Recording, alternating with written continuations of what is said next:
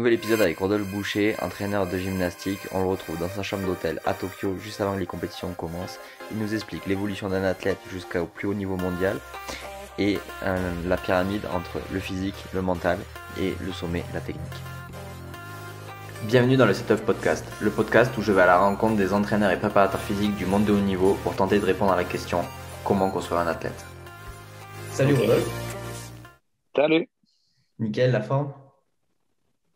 ça va. On a récupéré du décalage horaire. Bah, Ici, il fait chaud à Tokyo. Il est 21h20. Il doit faire 26 degrés, 27 degrés dehors. Donc, voilà, il fait chaud et humide. Mais super. on récupère bien. Du coup, je pense que tu es l'invité qui est le plus loin du podcast parce que j'en avais fait avec les Ouais, États-Unis. Mais là, du coup, je pense que Tokyo, ouais, on n'avait pas fait aussi loin. Euh, voilà.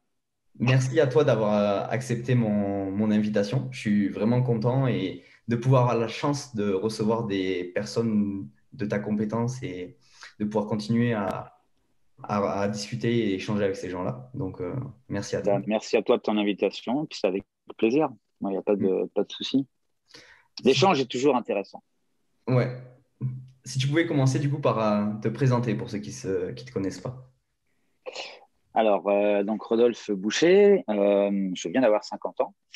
Moi, je suis entraîneur de haut niveau en gymnastique artistique masculine sur le pôle France d'Antibes, le pôle France masculin.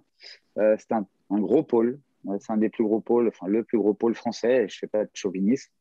Puisqu'on a 30 athlètes sur le pôle et on est 8 entraîneurs, un gros staff, à peu près 17 personnes qui travaillent autour de nos jeunes et moins jeunes gymnastes de haut niveau, puisque le plus jeune a 14 ans et le plus ancien, c'est Samir El Saïd, à 31 ans, qui est présent ici avec moi à Tokyo pour la préparation finale et l'affûtage des Jeux. Euh, Ça fait un peu plus de 25 ans que je suis au pôle d'Antibes. Et puis, donc, je suis issu des STAPS. Ensuite, j'ai passé les brevets d'État. Je suis arrivé à Antibes pour passer mon brevet d'État d'entraîneur de haut niveau. C'était pas du tout prévu que je reste sur Antibes. Et puis, mon profil les a intéressés. Donc, ils m'ont proposé de rester. Alors, moi, j'arrivais de mon petit club et voilà. Et on m'a proposé de rester là. Et donc, je suis jamais reparti d'Antibes. J'ai eu la chance d'entraîner très, très tôt l'équipe de France junior de 96 à 98. J'étais jeune apprenti entraîneur. Donc, c'était une très belle expérience. On a fait champion d'Europe, double champion d'Europe, junior et senior en 98 en Russie, à Saint-Pétersbourg. Et puis après, durant toute ma carrière, je suis allé entraîner. J'ai préparé des athlètes de tout âge, donc des athlètes qui avaient 11 ans, jusqu'à maintenant Samir qui en a 31. Et au fur et à mesure de ma carrière, moi, mon attachement, c'était d'aller étudier, d'aller chercher, d'aller développer des méthodes dans des domaines, que ce soit de la préparation physique ou de la préparation mentale. J'expliquerai pourquoi peut-être rapidement, euh, où très peu de choses avaient été explorées, où il y avait des débuts d'exploration, mais pour moi, ça ne me suffisait pas, il fallait aller plus loin. Donc, je suis allé là où les gens n'avaient pas forcément été, pour apporter quelque chose de plus. Et pour moi, l'objectif, c'était de devenir un rouage actif du système de haut niveau dans lequel je rentrais. Pour la gymnastique, mais pas que, puisque je me suis vite rendu compte que ce que je développais, ce que je faisais, ça intéressait pas mal de sports.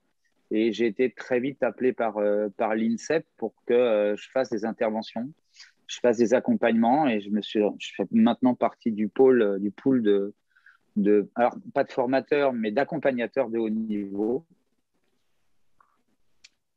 Et, euh, et j'anime des stages de formation professionnelle continue pour les entraîneurs nationaux, les entraîneurs de haut niveau, les préparateurs physiques, préparateurs mentaux. Et j'apporte mon expérience d'entraîneur de haut niveau, mais de préparateur de physique et de mentaux de haut niveau.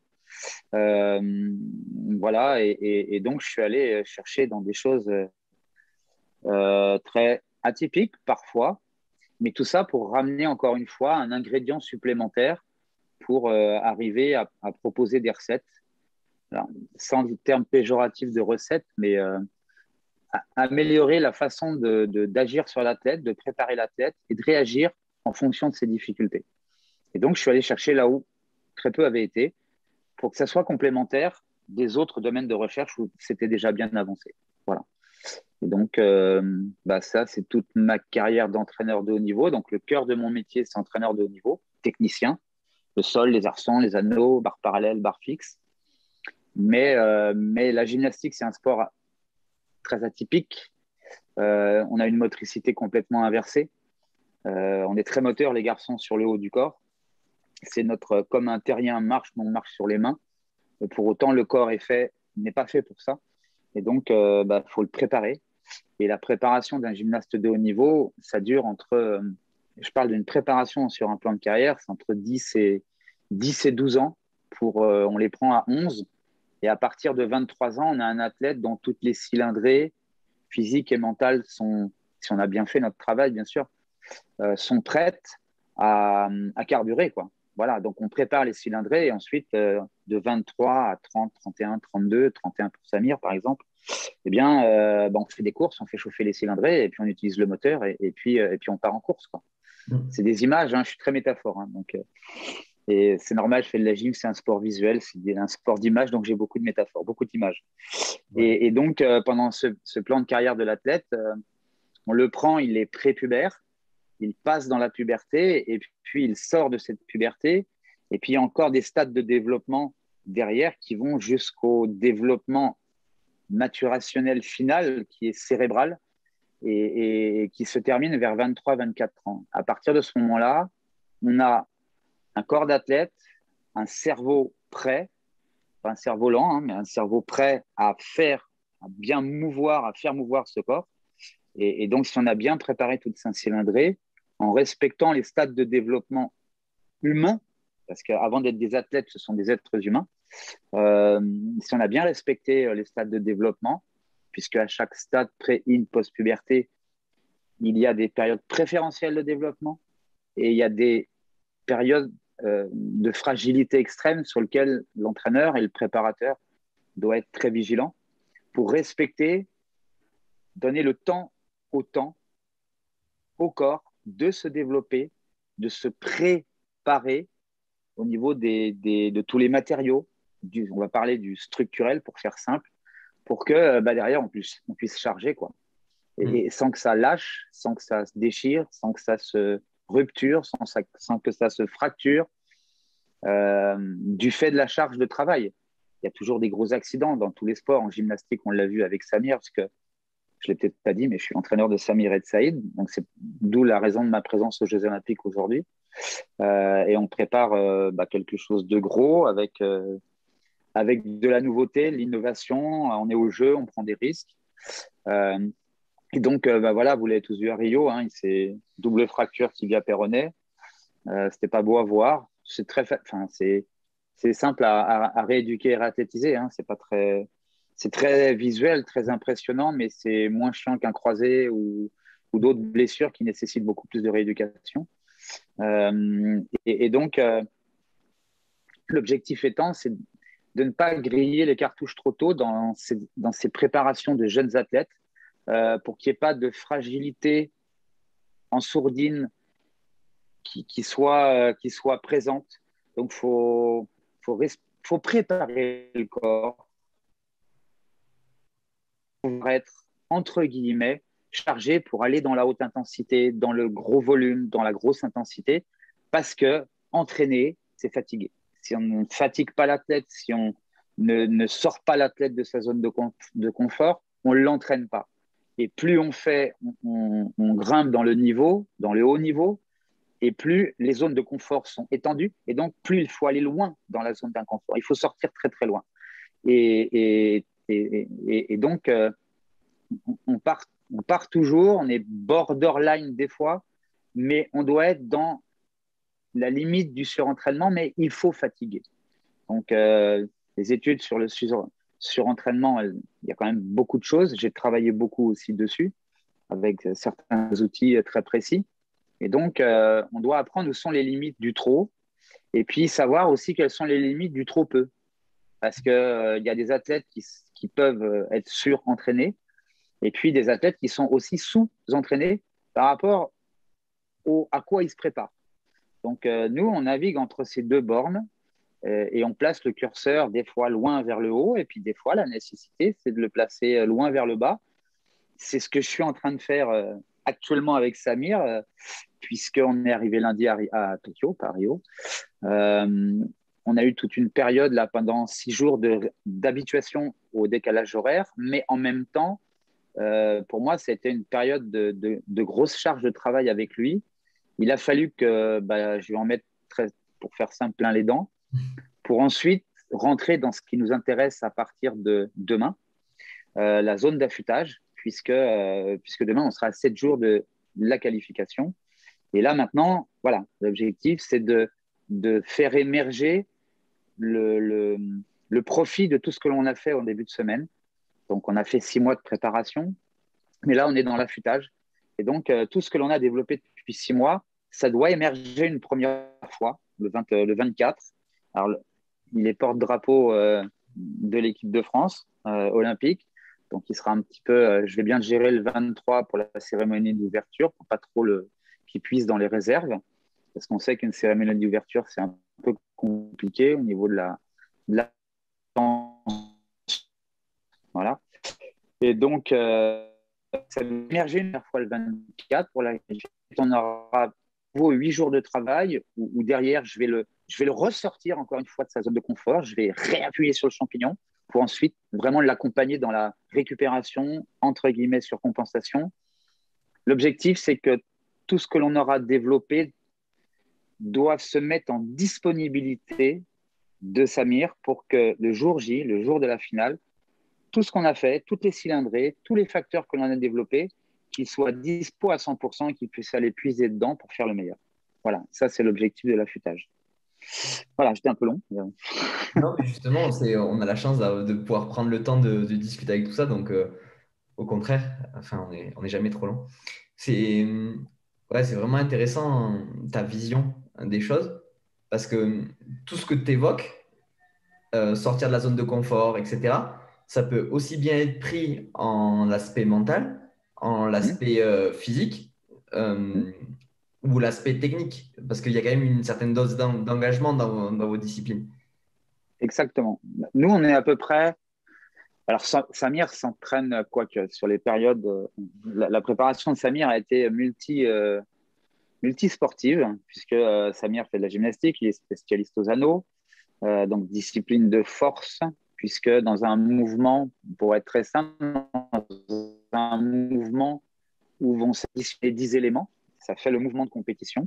Dans ces 10 éléments qu'il va réaliser les uns après les autres, il y en a 6 qui sont de la force pure, où il doit produire de l'effort concentrique, excentrique, à visée isométrique, puisque sur ces 6 forces, à la fin, il y a un maintien qui doit durer 3 secondes.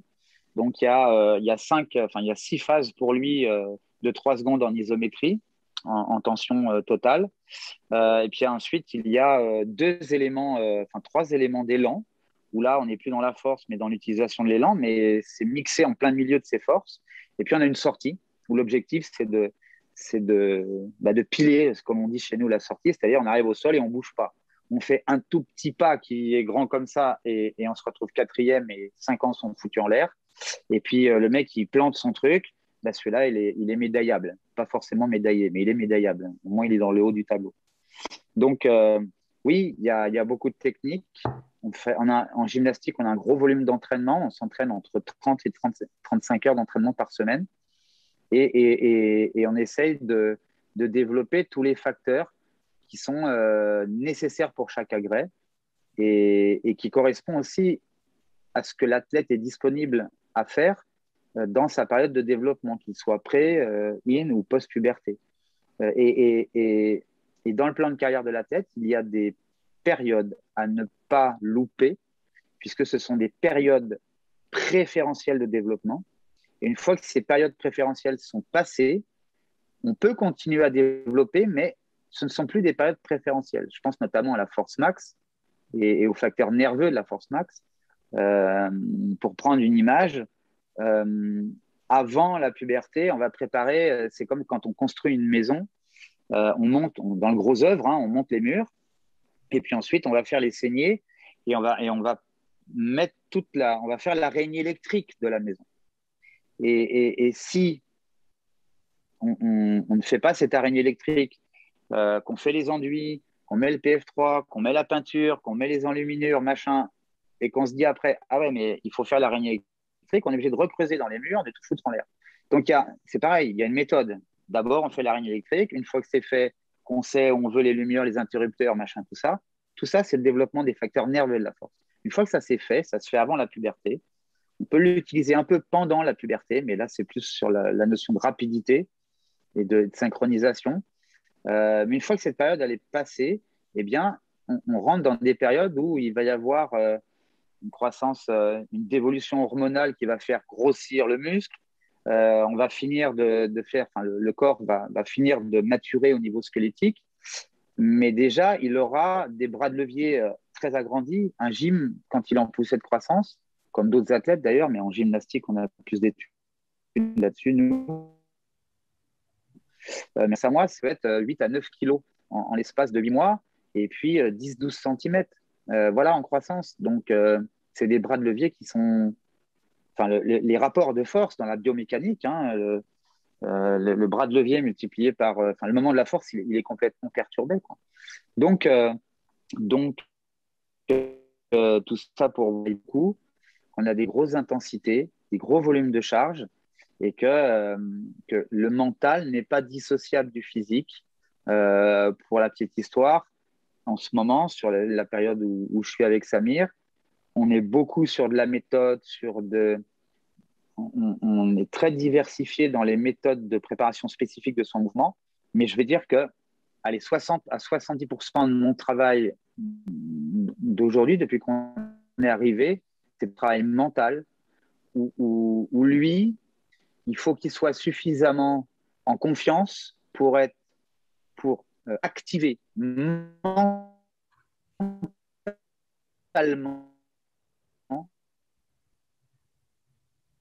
de se mobiliser au force. Il y a beaucoup de mental.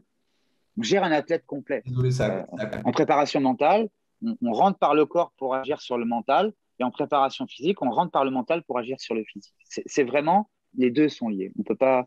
C'est pour ça que je suis à la fois très spécialisé en préparation physique, dans le domaine de la force et dans d'autres domaines, mais aussi je me suis spécialisé dans le domaine mental parce que je me suis rendu qu'il y a des points gâchés, des leviers dans les deux domaines.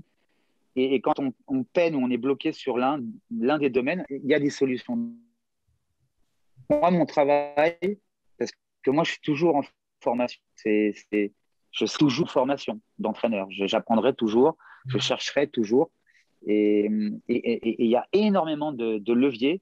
Moi, mon boulot, en tant qu'entraîneur, pour faire simple et préparateur, j'ai un athlète qui me confie sa carrière, qui me dit, voilà, je veux m'entraîner avec toi. Moi, mon devoir à moi, c'est de ne jamais me retrouver sans ressources, sans solution par rapport à ces problèmes. Euh, donc, mon travail, c'est d'agir pour qu'il y ait le moins de problèmes possible et de réagir si certains problèmes arrivent. Et donc, je dois avoir une palette de solutions, une trousse à outils, une trousse à méthode, une trousse à méthode pour pouvoir tout de suite, le plus vite possible, changer de direction, me retourner avec lui pour que lui, il n'y ait pas de moment de doute et qu'il se dise, ah, mon coach, ça y est, il a une solution, on va tester quelque chose, il y a de l'espoir, le mec, il y va. Et la baisse de motivation ou le doute peut s'installer, mais pour moi, l'objectif, c'est par la méthode, par le travail, par les solutions, dissiper ce doute le plus vite possible, parce qu'on n'a pas de temps à perdre. Voilà. Ouais. C'est à la fois, enfin, c'est un peu paradoxal cette phrase de dire on n'a pas de temps à perdre, mais on dit ouais, la carrière elle se prépare sur 12 ans. Donc on se dit, mais en 12 ans, en fait, on a Ouais, largement le temps. Mais en fait, 12 ans, au final, on a du mal à tout faire rentrer. voilà. C'est... Alors, parce qu'il est plus vite que la musique, des fois. Euh, c'est comme dans un orchestre, hein. Si le mec qui joue au carillon, il n'est pas sur le même tempo, il va plus vite que le mec qui joue à la batterie, qui va plus vite que le mec qui joue au violon. Quand on écoute la symphonie, c'est un sacré bordel et c'est pas beau, c'est pas beau à entendre.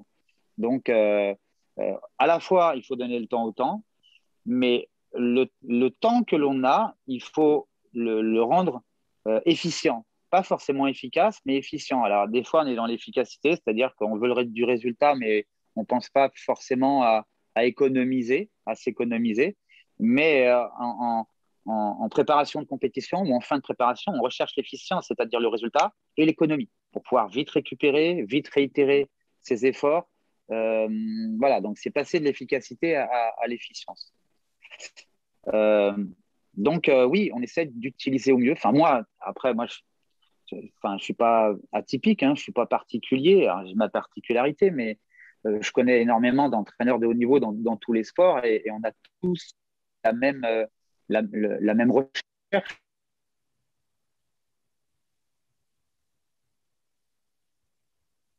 Les mêmes problèmes, perte de temps. On veut trouver des solutions, des remédiations pour continuer notre préparation parce que moi, j'avais mis une phrase, hein, enfin, j'en ai pas mal des phrases, mais j'aime bien dans le gymnase, j'avais mis des espèces d'affiches comme ça avec des phrases, mais pas des phrases no pain, no gain, des trucs comme ça. Mais voilà, si aujourd'hui, tu n'as pas envie de t'entraîner, sache que quelque part, en Europe ou dans le monde, bah, quelqu'un s'entraîne pour te battre.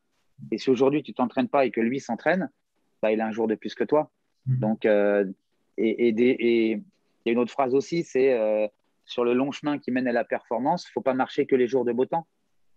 Et nous, souvent, on est dans le mauvais temps et dans le gris, on est sous les nuages.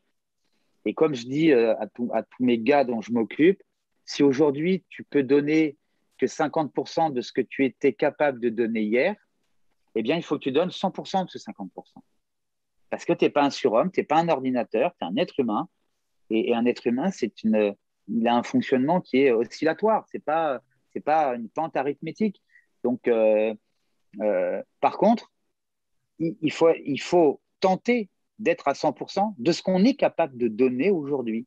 Et si aujourd'hui on est capable de donner que 40%, parce que c'est normal, parce que dans une partie de la préparation où bah, tu as épuisé, tu as vidé les batteries, tu as épuisé les différentes ressources, et qu'aujourd'hui tu peux faire que 40% de ce que tu faisais d'habitude, bah, il faut arriver mentalement à faire 100% de ce 40%. Sinon, si tu fais 50% de ce 40%, tu tombes à 20%. Et là, tu perds du temps. Voilà. Donc, c'est pas une vision théorique, mais moi c'est pour ça que rarement, ça m'est arrivé, hein, mais rarement je m'affole parce que j'ai tellement la planification dans la tête de ce que tout est préparé, tout est planifié. Je sais très bien que ça ne fonctionnera pas comme je l'ai prévu et comme je l'ai planifié.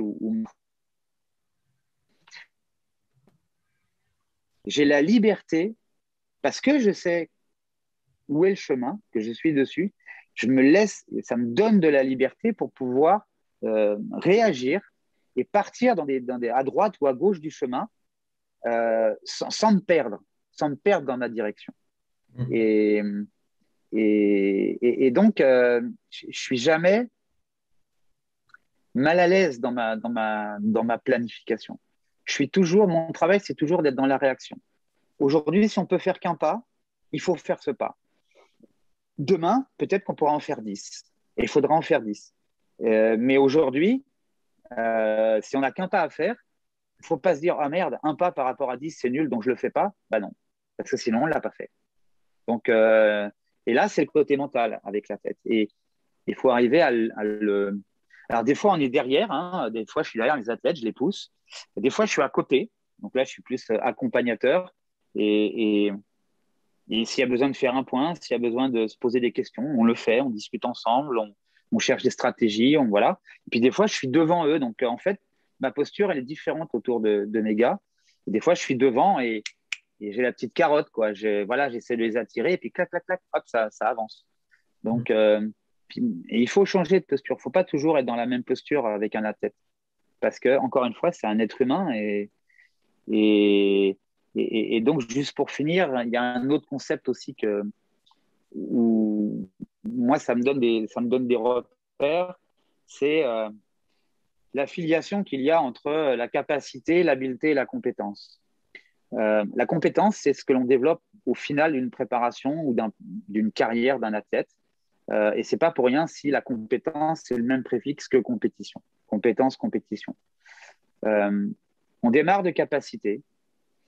La capacité, hein, ça veut dire, je crois que c'est latin ou en grec, je ne sais plus, ça vient de capax, ça veut dire qui peut contenir. C'est-à-dire que c'est le réservoir. Si j'ai un réservoir de 10 litres, il faut que j'arrive à remplir ce réservoir de 10 litres. Donc, c'est en cela que je disais tout à l'heure qu'il y a des périodes préférentielles pour développer au maximum cette capacité réservoir, la capacité réservoir d'une ressource, le réservoir d'une certaine ressource. Ça commence par ça, développer des capacités sur le plan de carrière. Ensuite, avec les différents réservoirs de capacité, on va commencer à développer des habiletés à utiliser une capacité ou différentes capacités pour produire un objectif et remplir un objectif. Et à force de développer ces habiletés à utiliser ces capacités, on arrive à développer des moments où on arrive à répondre à chaque fois de la même manière, mais en partant d'un chemin différent, enfin d'un point de départ différent, à répondre de la même manière à l'objectif compétitif. Et quand on arrive à réitérer plusieurs fois l'utilisation de certaines habiletés, à partir de là, ça devient une compétence. Et tout le plan de carrière se résume là-dedans. Et moi, je me pose des... Alors, c'est facile, hein, les capacités, voilà, c'est quand ils sont jeunes, hein, voilà, à partir de nous, si je prends le domaine de la force, on peut commencer à travailler sur et on doit commencer à travailler sur les facteurs nerveux de force à partir de l'âge de 7 ans, après la deuxième phase de coordination gestuelle. Voilà, à 8 ans, on peut faire de la force. C'est voir ce que l'on fait. On fait de l'éducation euh, aux différents régimes de contraction, au contrôle musculaire, au contrôle sensitif et kinesthésique du muscle. Y a tout un tas de choses à faire. On prépare l'araignée électrique du corps humain. Et s'il n'y a pas cette araignée électrique, bah, on a beau vouloir mettre, je reprends l'image de tout à l'heure, de la lumière au milieu du salon, bah non, j'ai pas fait saigner et j'ai pas tiré mon fil ici. Donc je peux pas mettre ma lumière. Je vais mettre un spot branché avec une rallonge dans un coin, mais ça sera pas le beau luminaire au-dessus. Voilà, c'est encore une image, mais là on développe les capacités. Ensuite, une fois que l'athlète a fini de maturer, ben, on va développer ses habiletés à utiliser à X% pour produire un geste de plus en plus économique. Donc passer de l'efficacité à l'efficience dans ses habiletés. Et puis ensuite, une fois que cette palette de couleurs, elle est multiple, qu'il a développé plein d'habiletés à utiliser différentes couleurs pour peindre le tableau qu'il a envie de peindre le jour J, et qu'il arrive à le faire plusieurs fois, qu'il arrive à en prendre la maîtrise, qu'il arrive à contrôler les choses. Là, on rentre dans le domaine de la compétence. Et là, ça se fait en fin de carrière, au bout de 10-12 ans. Voilà. Et en gros, ça, c'est la vision du développement de la tête. Et ça se fait à la fois dans le physique et à la fois dans le mental. Et encore une fois, les deux sont liés en interrelation. Et au final, en fait, on pourrait dire que la technique, c'est un peu la cerise sur le gâteau de ces deux domaines-là. C'est ça. La technique gestuelle, hein, c'est la spécificité de chaque sport, mais elle s'appuie sur deux piliers. Le pilier des ressources physiques qui permettent à la technique de pouvoir s'exprimer d'une manière économique. Je reprends le terme de Frédéric Aubert, qui est éminent préparateur physique, qui est maintenant à la Fédération française de foot, mais qui avant qui était athlète et qui était avec l'équipe de France féminine de basket et qui parle de Confitec. Le terme de Confitec, de conditions physiques pour la technique, conditions physiques au service de la technique et pas conditions physiques pour de la condition physique. Moi, j'ai jamais fait la muscule pour de la muscule. J'ai fait de la musculation pour mettre à disposition certaines articulations, certaines chaînes musculaires, les mettre à disposition pour que la technique gestuelle puisse utiliser ces schémas moteurs basiques, qui puissent en faire des chaînes opératoires complexes pour pouvoir produire une technique. Et cette technique, la produire avec du coût énergétique, du coût au départ, et au fur et à mesure de l'entraînement, de l'économie, pour pouvoir réitérer, déjà produire de la qualité gestuelle, technique, et puis ensuite pouvoir réitérer. Parce que si le mec, il grille toutes les cartouches et il est cramé aux qualifications, 5 jours après, c'est une serpillière, il ne vaut plus rien. Donc là, voilà, c'est l'objectif. Dans le mental, c'est exactement pareil en termes de préparation mentale. Euh, un, je vais prendre un exemple. Pour réaliser un geste complexe, un débutant ou un apprenant euh, va animer allez, entre 10 et 15 aires du cerveau pour produire un geste.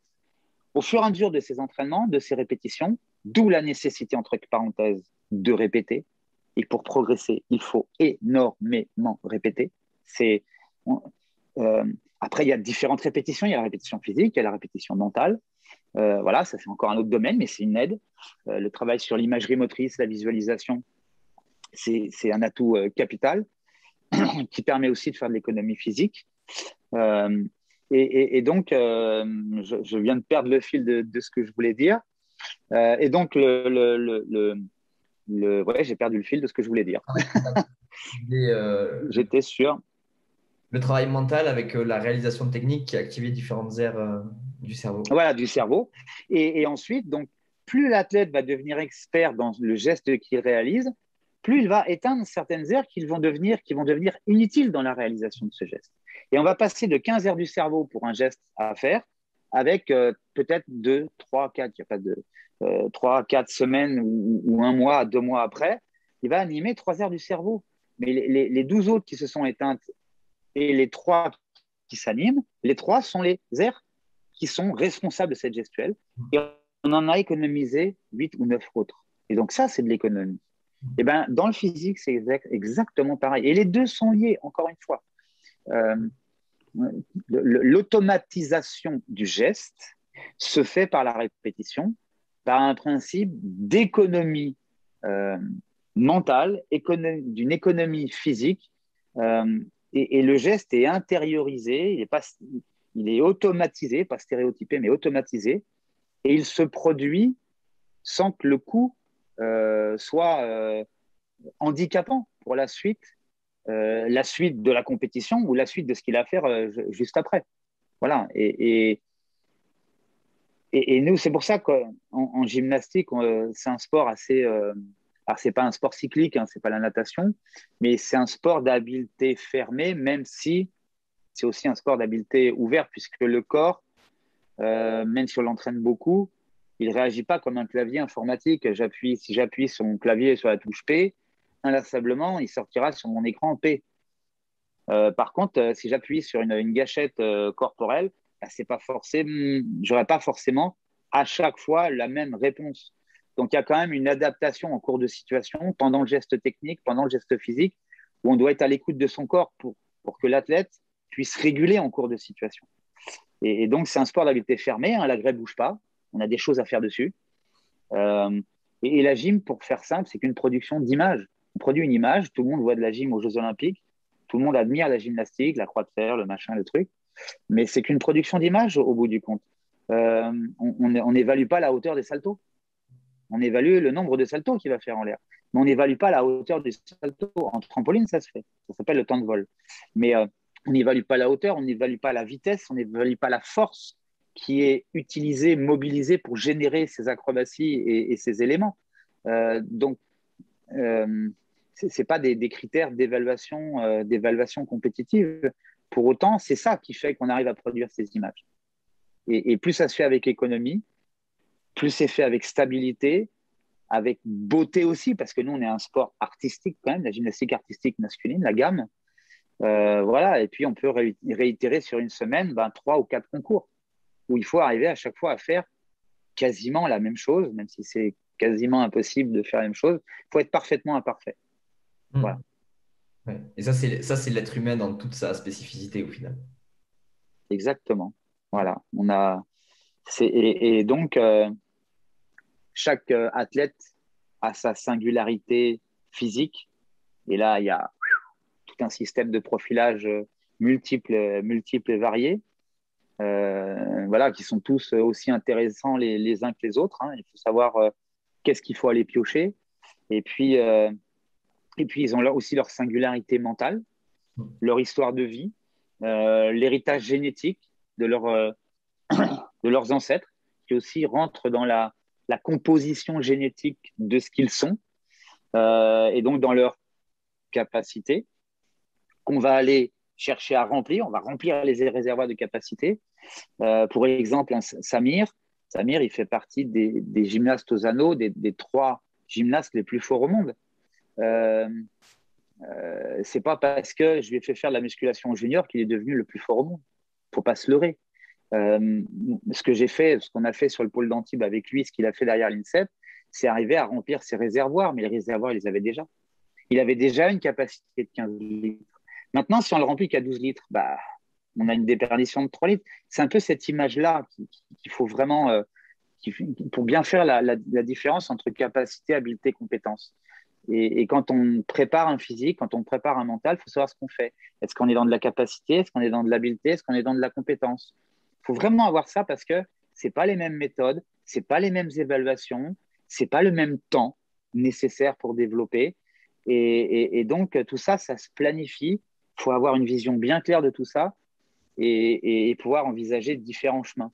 Donc, voilà, Samir, génétiquement, en fait, nous, pour faire le lien avec le terme de génétique, nous, on n'est que des metteurs en scène épigénétiques de développement. En fait, nous, on met en scène, on prépare des environnements, des contextes de développement où le corps va s'habituer, va se développer, il va se fatiguer, il va compenser, parfois dans certains domaines surcompenser. On est des environnements de développement. Nous, les entraîneurs et les scènes que l'on met en place pour que ces mecs-là, les acteurs, se développent. Donc, on est des scènes épigénétiques de développement. Donc, il y a la génétique, l'épigénétique. Aujourd'hui, c'est les 2 choses dans la conception humaine qui expliquent la singularité des gens.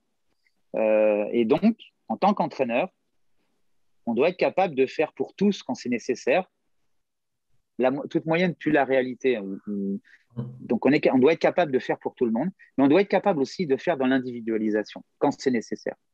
Et plus on fait de l'entraînement de haut niveau, et plus on est dans l'individualisation parce qu'on est dans de la singularité réactionnelle, parce qu'on a un gars en face qui a des traits de caractère, c'est génétique, on ne peut pas changer leur caractère. Par contre, on peut agir sur leurs états de caractère, ce qu'ils font de ce caractère dans l'instant présent, que ce soit dans le physique ou dans le mental. Et donc, on est des metteurs en scène au bout du compte. Et moi, j'ai l'habitude de dire, de répéter la phrase que disait Claude Fauquet, qui était l'ancien DTN de la natation, qui a énormément fait pour la natation et qui a, voilà, bon, avant, il y en a eu d'autres, des DTN, et puis après, il y en a eu d'autres, mais lui, il a vraiment amené un tournant dans la natation française, et c'est un de mes mentors, c'est quelqu'un que je respecte énormément, que j'ai eu la chance de côtoyer assez souvent à l'INSEP et dans ma formation d'executive master en coaching mental. Et lui disait, quand on est entraîneur ou préparateur, chaque jour est un premier jour. Voilà, chaque compétition est une première compétition. Parce qu'en face, on a une personne qu'on a aujourd'hui qui est comme ça et qu'on n'aura peut-être plus jamais. Pour autant, ce gars-là qui est comme ça aujourd'hui, ou cette nana-là qui est comme ça aujourd'hui, ils doivent avancer au maximum de pas dans le temps d'entraînement qu'il aurait à partir. Et c'est la différence qu'il y a entre le temps d'engagement moteur et le temps d'engagement moteur productif. Voilà. Un athlète, s'il vient se faire entraîner par son entraîneur à la salle, ok, il va passer du temps à la salle, mais il vient se faire entraîner. Moi, dans mon éducation, là, je parle d'entraîneur, mais aussi de préparateur, moi, j'essaie d'éduquer, et j'y arrive pas toujours, parce qu'encore une fois, on a des singularités en face, et certains athlètes ne sont pas armés ou propices à ça. Moi, ce que je veux, c'est que mon athlète apprenne à s'entraîner lui-même. Moi, je suis que le 2e entraîneur, ou le 2e préparateur. Le premier, c'est celui qu'il a là. C'est celui dont il entend la voix tous les jours, tous les matins, tous les midis, tous les soirs, quand il lui dit que c'est bon, quand il lui dit que c'est pourri, quand cette petite voix qui lui parle et qui dit que voilà, t'es pas prêt, machin. Là, il y a du vécu en ce moment-là. Je parle de ce que je vis en ce moment au quotidien avec Samir. Ce premier entraîneur que les mecs ont là, les nanas ont là, il faut les éduquer. Ça, c'est mon boulot, c'est notre boulot aussi. On forme des physiques, mais on forme aussi des des êtres humains qui doivent être capables, à un moment donné, de dire, OK, j'ai plus besoin de toi, parce que de toute façon, à un moment donné, le gars, il va y aller tout seul. Et moi, je ne vais pas y aller avec lui sur la barre fixe, ni sur les ailes. À un moment donné, je vais le monter, je vais le lâcher, et il y aura 10 ans de travail qui va se jouer sous mes yeux pendant 54 secondes. Voilà. Et si le gars, il n'est pas autonome, il n'est pas prêt à ça, à se driver tout seul, il n'a pas toutes les cartes en main pour jouer la partie, ben c'est que moi, j'ai mal fait mon taf, mon travail. C'est tout. Donc, moi, je dis plein de fois à mes athlètes, je dis, les gars, vous êtes prêts? Je peux aller boire une bière dans le public et vous regardez matcher, les gars. Moi, vous n'avez plus besoin de moi. C'est bon, je ne suis même pas obligé d'y aller. Et d'ailleurs, des fois, on n'y va pas. Moi, ça m'est arrivé de préparer des athlètes, de les envoyer. C'est pas moi qui les suivais. C'est aussi une manière de faire, quoi. On s'est un peu éloigné de la préparation physique. Là. On est plus dans l'entraînement. Ouais, mais au final, c'est quand même au final, Mais tout est lié. Tout, absolument tout est lié. Quand le mec est en panique d'un point de vue mental, ou qu'il est dans une incertitude mentale, il faut que ça soit son physique, son corps qui lui parle. Je disais à Samir il y a 2 jours, parce que là, on sort de la période de charge pré-affûtage, et en plus, on est en récupération de décalage horaire. Et là, il me dit, je ne me sens pas aussi fort qu'à Stuttgart en 2019. Je dis, mais gars, c'est pas du tout le même contexte. On n'est pas du tout dans on n'est pas du tout dans le même environnement. On n'a pas fait le même chemin. On n'a pas eu Là, on a fait une préparation beaucoup plus que ce que tu as jamais fait jusqu'à maintenant. C'est normal, c'est quand même des jeux. Et tu ne peux pas comparer Stuttgart 2019 et ce qu'on a fait maintenant.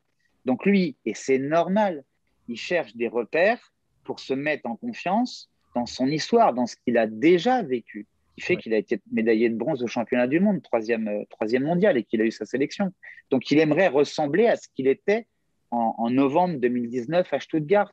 Et donc là, moi, quand j'entends ça, soit j'ai la clé USB magique de la confiance en soi, je me fous dans l'oreille, je fais download ou upload, je sais plus pour le téléchargement, je le télécharge dans le cerveau et le mec il est tout frais, tout nickel, tout confiant en lui. Ça je l'ai pas. Donc par contre, euh, euh, je peux essayer aussi entre guillemets de le persuader. On se connaît depuis 6 ans, on a une relation très forte, très enfin voilà, on est souvent cité en exemple dans les colloques ou dans la relation, et même dans les médias, dans la relation entraîneur-entraîné. C'est vrai qu'on est très, voilà, on partage beaucoup de choses parce que Samir est quelqu'un de très, très vrai, très entier et on ne peut pas être à moitié avec lui. Et ça, je m'en suis rendu compte. Et vu que moi, je suis un peu quelqu'un pareil, bah, notre entièreté, je ne sais pas si c'est très français, mais ça veut dire ce que j'ai envie de dire, bah, elle est vraie et elle est associée. Voilà. Et donc, moi, mon travail en ce moment, j'ai pas la solution. C'est pas moi qui vais lui donner confiance. Il faut que moi, je fasse parler son corps, je fasse parler ses réactions, comme on a fait cet après-midi, où il m'a dit, ça y est, je le sens. Il y a un truc qui se passe, je sens que ça arrive. Bah, la différence entre ce matin, parce que là, il est 22 heures, et donc on a déjà fait 2 entraînements aujourd'hui, la différence entre hier soir, pardon, où il était dans le doute, où il n'a pas dormi, puisque monsieur m'a envoyé un petit message sur Messenger à 3h30 du matin en me demandant si je dormais. Moi, je dormais, mais lui, non. Donc, il s'est endormi à 4h30 du matin.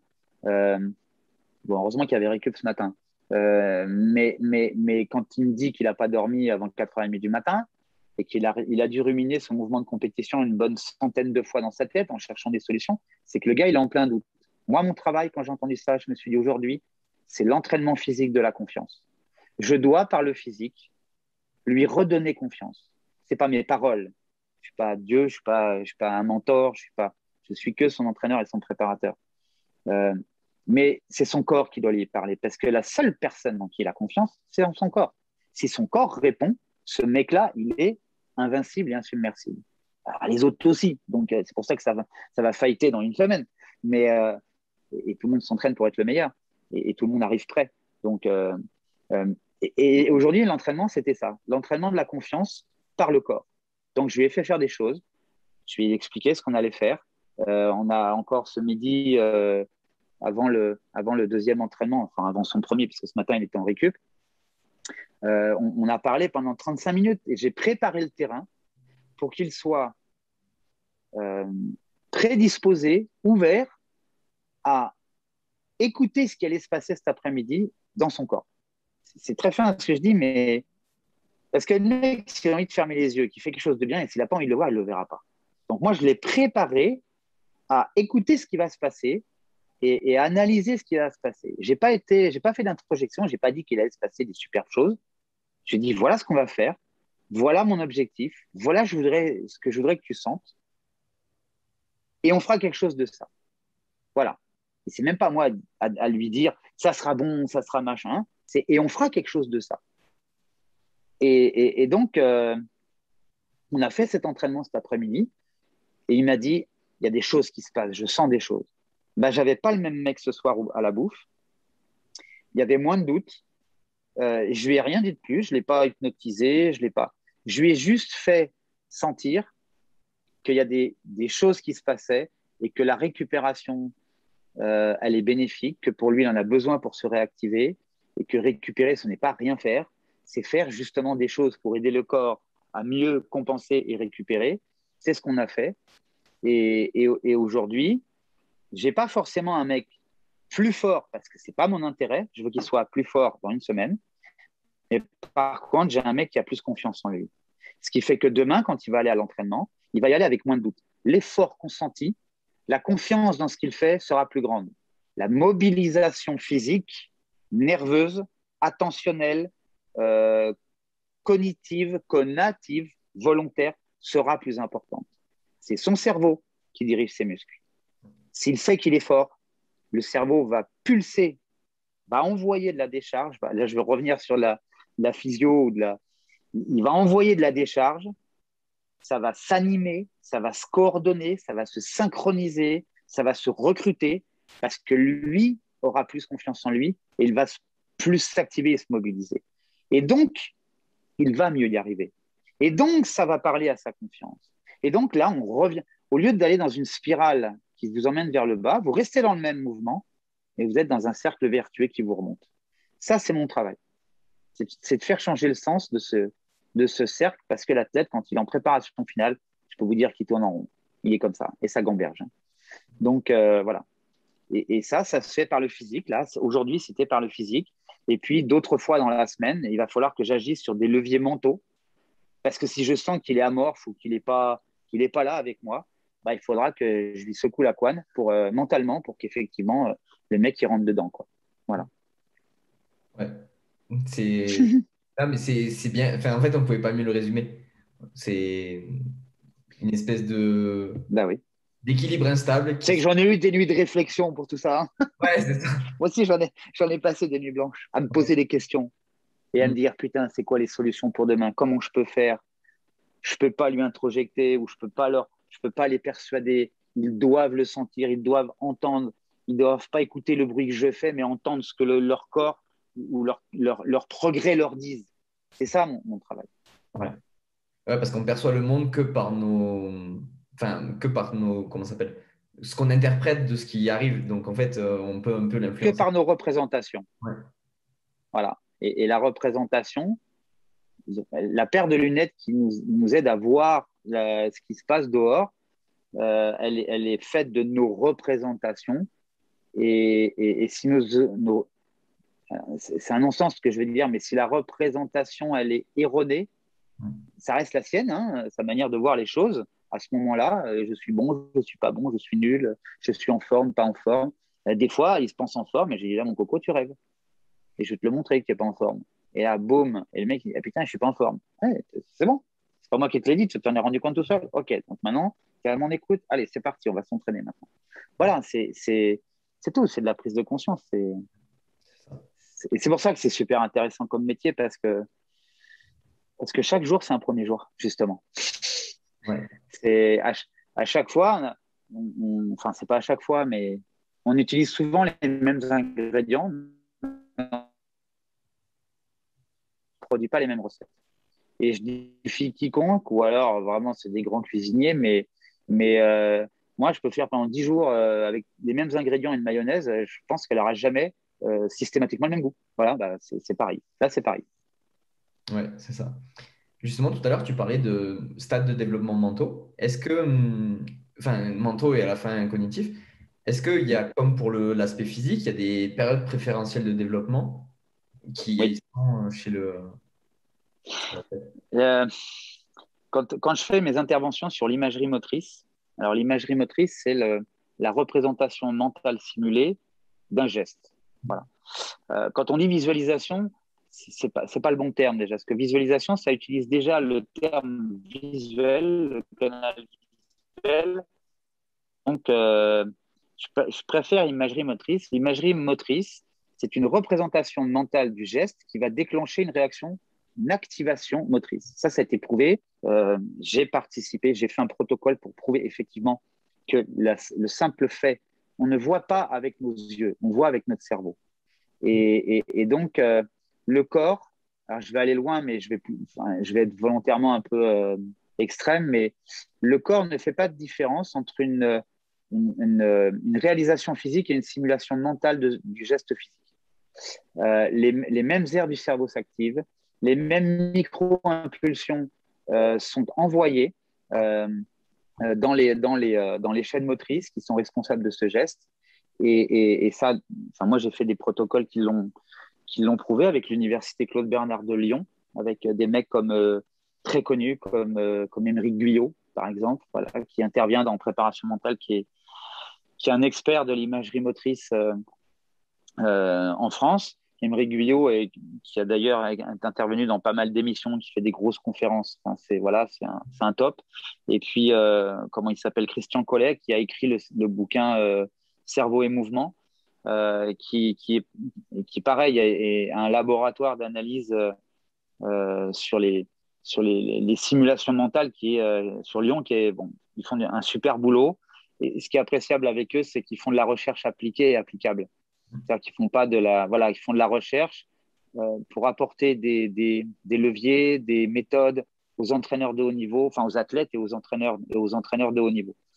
Et donc, euh, le cerveau est je vais être très, le cerveau est un muscle qui s'éduque. Voilà. Et donc, il y a des périodes. J'ai monté des systématiques d'entraînement idéomoteur, d'entraînement mental, euh, où ces entraînements mentaux sont complètement complémentaires de l'entraînement physique. Il y a des procédures à utiliser dans les entraînements qui sont très basiques, très simples et qui fonctionnent très bien. Euh, la visualisation à vitesse réelle, enfin, l'imagerie ou la visualisation, parce que quand on dit visualisation, c'est visuel, l'imagerie, ça peut être l'imagerie auditive, l'imagerie kinesthésique, l'imagerie visuelle.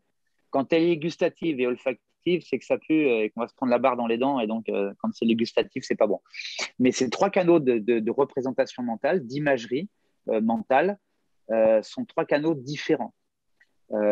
Certains, en fonction de l'âge, sont plus prioritaires.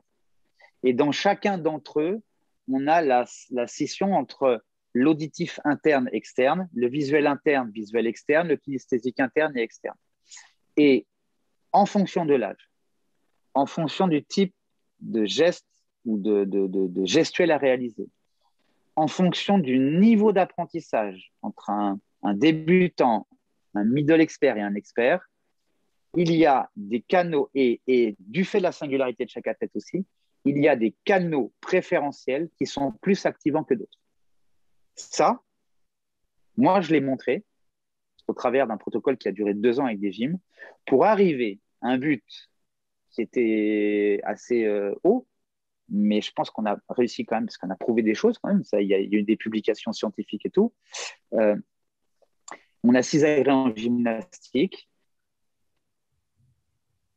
Eh bien, on a déterminé le canal prioritaire d'imagerie pour chacun de mes 5 athlètes que j'avais dans l'équipe à ce moment-là, par agrès. C'est-à-dire qu'un même athlète pouvait être à dominant visuel et en secondaire kinesthésique au sol, à dominant kinesthésique et secondaire auditif au saut, voilà, et arriver à trouver quel était le canal prioritaire, donc le plus préactivant nerveusement, parce qu'en fait, la visualisation, c'est une préactivation. Hein.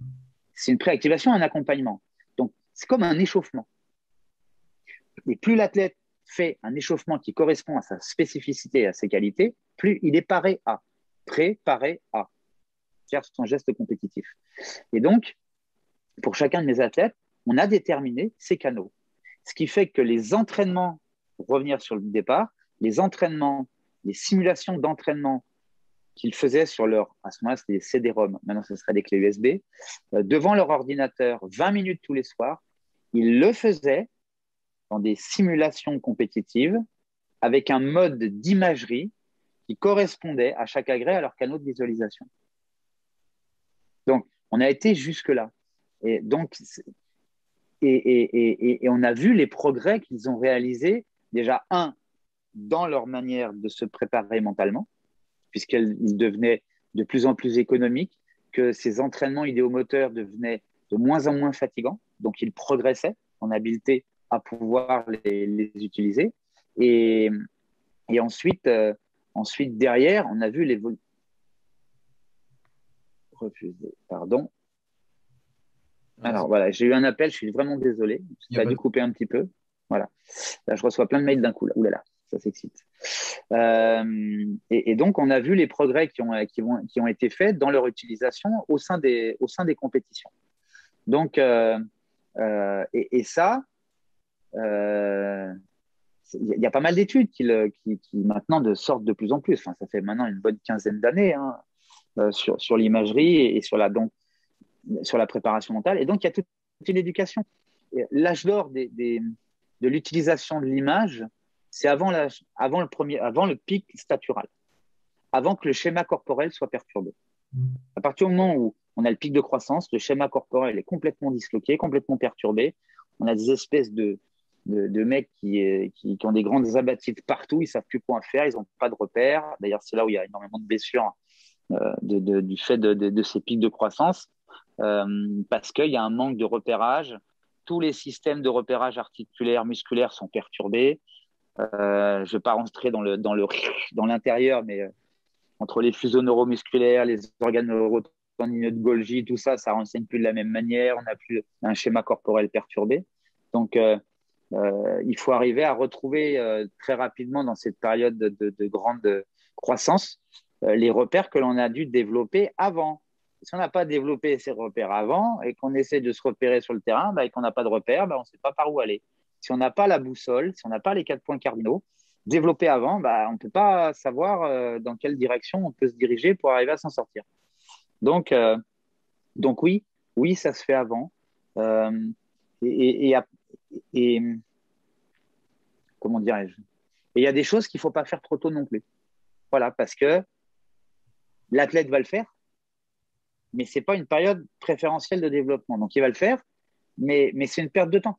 Il vaut mieux utiliser ce temps à développer plus des capacités encore, plutôt que de vouloir déjà développer des habiletés ou des compétences. C'est pour ça que moi, quand j'interroge des entraîneurs, ou quand je vais voir des entraîneurs, parce qu'ils me demandent de venir les voir, les entraîner pour les aider dans leur manière de faire, quand je fais de l'accompagnement d'entraîneurs, plein de fois, je leur pose la question, je dis, mais là, quand tu fais ça et tout, là, tu es plus dans la capacité, l'habileté ou la compétence. Et là, j'ai 2 grands yeux qui font comme ça. Qu'est-ce que tu dis? Voilà. Et je dis, ouais, mais il faut être capable de. Parce que des fois, on ne fait pas assez ou des fois, on fait trop. Le trop et le trop peu sont l'ennemi du bien. Il faut toujours régler le bon volume. Et il y a des périodes où on peut mettre le volume fort parce que c'est le bon moment du plan de carrière ou de la préparation. Puis des fois, il faut réduire le volume parce qu'il y a d'autres choses qui doivent être augmentées. Voilà. Donc, on est avec plein de bouts de tôle sur le tableau de bord et c'est à nous de savoir bien piloter. Ouais.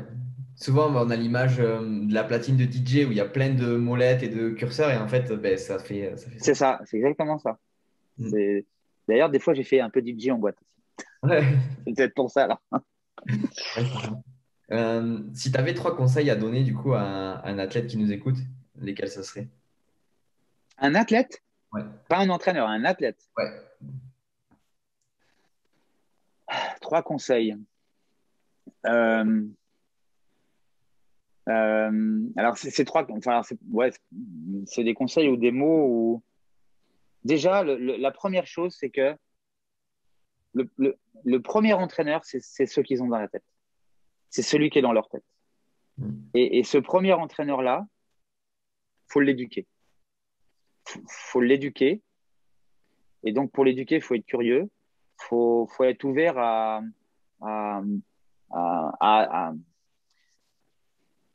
faut presque être égoïste. Faut aller choper chez l'entraîneur, chez les préparateurs qu'on a en face, qu'eux, ils ont en face d'eux.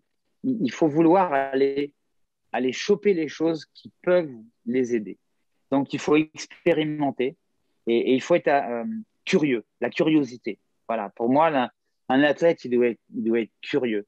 Il doit comprendre pour ensuite se libérer de la lourdeur de, de tout le traitement mental qu'il aura au début de l'apprentissage de quelque chose, mais il doit comprendre pour très très vite que ça devienne léger et que derrière en comprenant, en maîtrisant, en étant aux commandes de ce qu'il fait, il y a un deuxième stade qui fait la différence entre les très grands athlètes ou la très haute performance et la haute performance, c'est qu'ils pourront innover, ils pourront inventer, ils pourront créer quelque chose.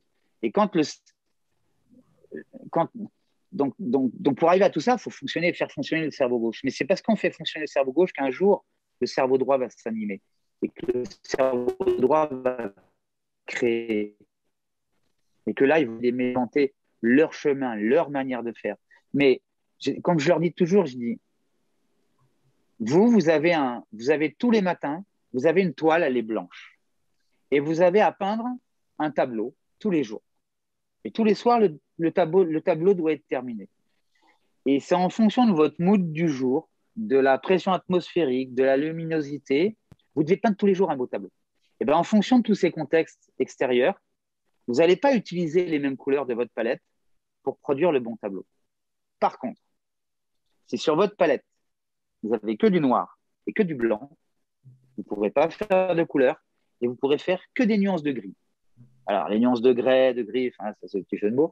Les nuances de gris, ok, mais ça ne suffira pas pour faire de la haute performance ou même de la très haute performance. Donc, livre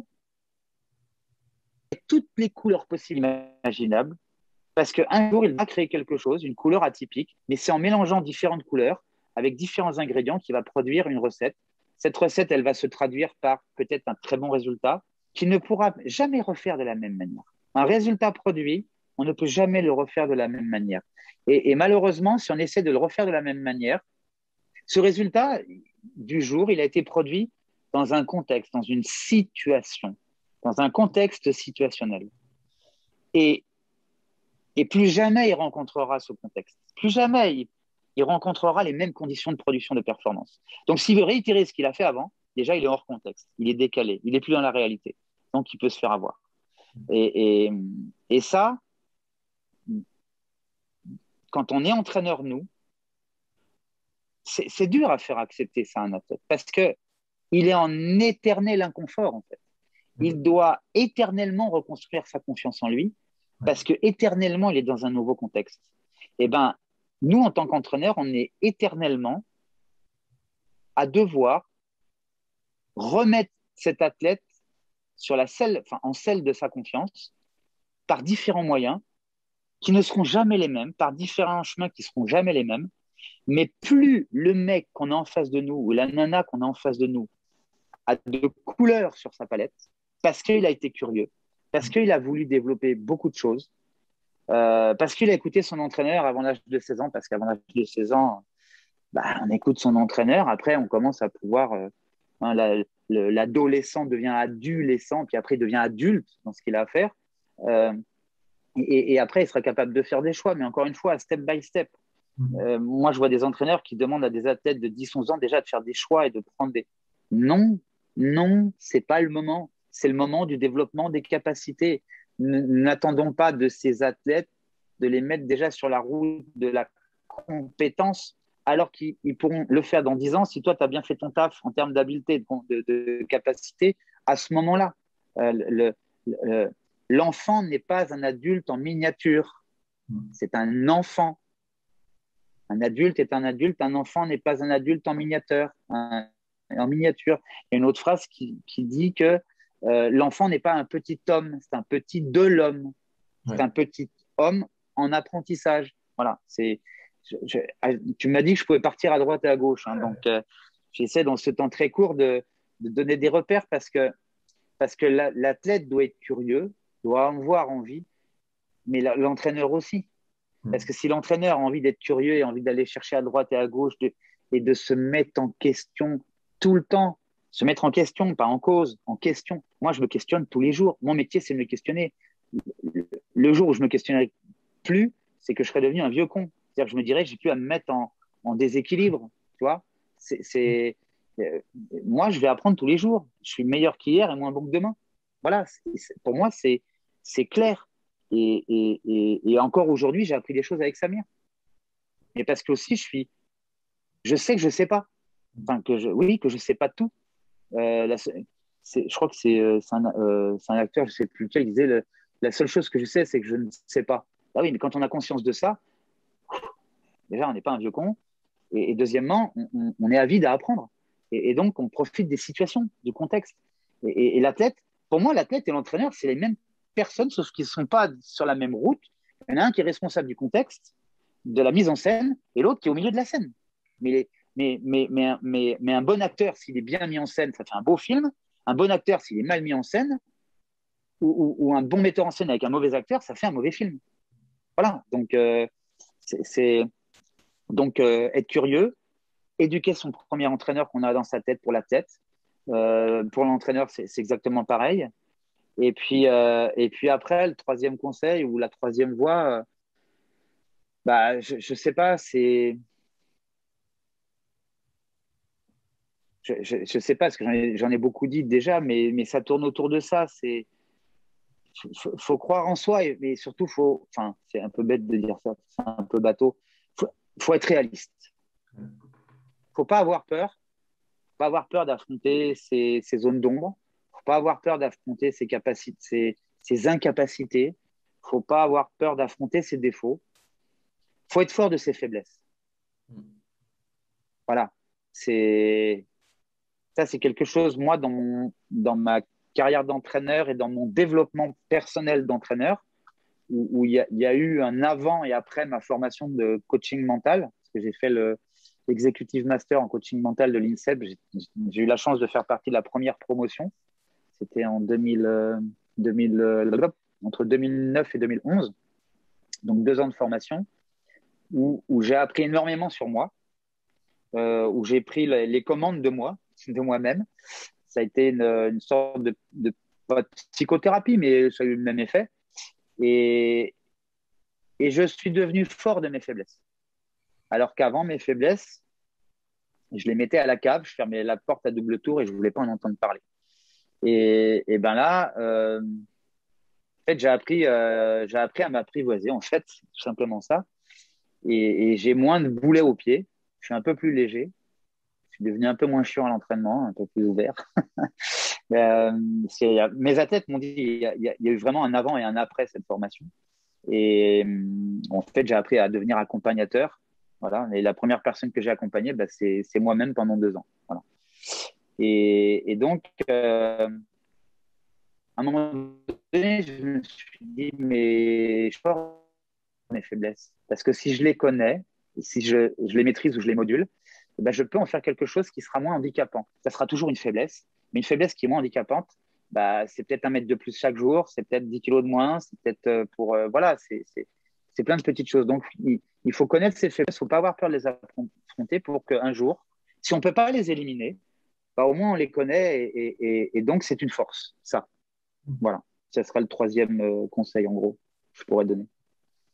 Ouais, mais en fait, au final, au début, quand tu m'as dit pour un athlète ou pour un entraîneur, en fait, au final, c'est pour les mêmes personnes. C'est exactement ça. C'est exactement ça. Et pour la petite, j'ai d'autres athlètes. Hein. J'ai pas que Samir. Hein. J'ai d'autres athlètes. J'en ai eu d'autres avant, bien sûr. Et puis j'en aurai d'autres après. Et puis là, j'en ai un qui va être très très bon. Pour ne pas le citer, Léo Saladino, qui est voilà, qui vient de sortir de junior, qui a déjà fait les championnats d'Europe senior et qui, voilà, pour Paris 2024, ça va être un généraliste que je vais avoir, enfin que j'ai en préparation déjà depuis 5 ans. Donc je l'ai eu, il était petit. Euh, et, et, et c'est pas la même chose que Samir, qui lui a 31 ans, lui il en a 19. Et par contre, il y a une chose en commun qui est entre les deux, qui est issue de notre relation, hein, de la relation qu'ils ont avec moi, entraîneur-entraîné, c'est que ils ont, et j'ai l'impression, en fait, on apprend et on avance ensemble. Donc, c'est la même chose, en fait. Et ils ont l'impression que je progresse parce que je progresse dans la connaissance d'eux, dans le meilleur accompagnement, un meilleur entraînement, une meilleure préparation qui est adaptée par rapport. Et moi, j'ai vraiment l'impression de progresser avec eux. Et le progrès que je fais avec eux, je ne le ferai pas avec un autre. Avec un autre, ça sera un autre progrès. Ça sera un autre chemin. De toute façon, ça sera un autre apprentissage, une autre avancée. Et moi, ce que je trouve, c'est qu'on a l'impression de faire la même chose. Donc, l'entraîné et l'entraîneur. Il n'y en a pas un qui est sachant ou savant, qui enseigne d'une manière descendante et qui dit tu dois monter là, rejoins-moi, je suis dans les hautes sphères de la haute performance. Non, on est en train de gravir la montagne et ça fait comme ça, et on franchit les camps de base jusqu'à essayer d'arriver au plus haut. Et on le fait ensemble. Et euh, je vais te citer juste un exemple après. Et on fait le même nombre de kilomètres ensemble et on le fait dans le même mode. C'est-à-dire que s'il est à pied, je suis à pied. S'il est en vélo, je suis en vélo. S'il est en mobilette, je suis en mobilette. Encore une image, mais je ne suis pas sur ma mobilette en train de faire courir mon athlète. On fait les choses ensemble. Et d'ailleurs, quand on va courir, je vais courir avec eux. Bon, souvent, je les attends. Même si j'ai 50 ans, ils n'aiment pas courir dans le sable sur la plage Antibes. Et moi, je fais de la muscule tous les jours et machin, et je m'entretiens. Ça, c'est pareil. Ça, c'est pareil. Ça, c'est pas une règle, mais je me vois mal bedonnant, machin, tout pâteau, en train de dire hey, mec, bougez-vous, machin, assis sur mon canapé ou sur ma mobilette, et eux en train de courir derrière moi avec la langue qui raye le sol, enfin qui touche le sol. Moi, je m'applique aussi une discipline parce que c'est mon aspect militaire. Je voulais être militaire dans les forces spéciales, machin. Hein. Bref, j'ai pas été pris parce que j'avais des chevilles trop fragiles. Donc cette année-là, ils prenaient pas les mecs fragiles des chevilles. Trop de torse, trop massacré, trop bousillé. Voilà. Et ça, c'est mon aspect militaire. Je suis très rigide, mais rigoureux. Et donc, je m'applique à moi une discipline parce que quand je vais aller loin et leur en mettre plein la gueule, je veux qu'il y ait, pas qu'ils me respectent parce que moi, je suis entraîneur et eux, c'est des athlètes, mais qu'ils me respectent parce qu'ils voient que moi aussi, je m'applique de la discipline.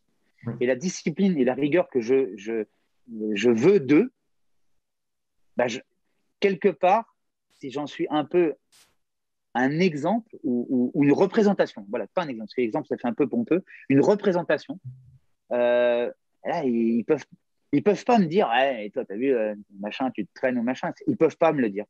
Et quand ils me font chier, je les dis, allez, les mecs, on va courir. Vous avez intérêt à suivre. Donc, donc on fait le chemin ensemble.